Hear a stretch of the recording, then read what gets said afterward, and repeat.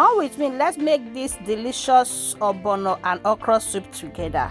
Hello beautiful people, you are welcome back. If today is your first time seeing my video, you are highly welcome. In today's video, my people, as you all can see on the beginning of the video, we are making ogbono and okra soup. Here are my protein that I will be using on this recipe, okay?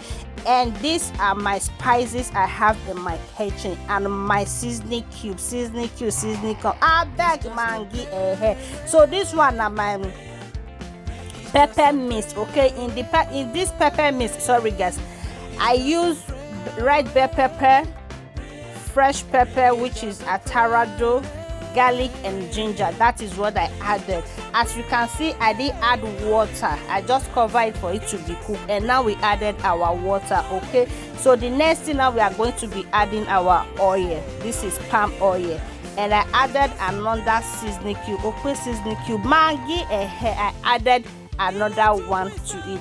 And now this is my ogiri, okay? This is my ogiri. I will be melting it with hot water, as you can see on the video. So this ogiri with the Benin, we call it evarie.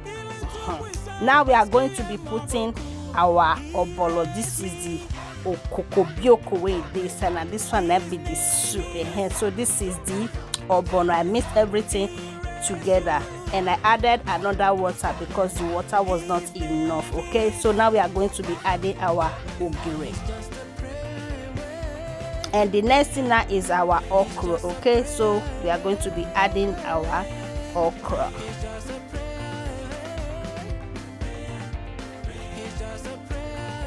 So my people, if you know, see, don't watch this video reach, you never follow, you never like, you never share, you never leave comments. Papa, mama, auntie, uncle, you know what is going on. What's in and follow this page as you do. May God highly bless you.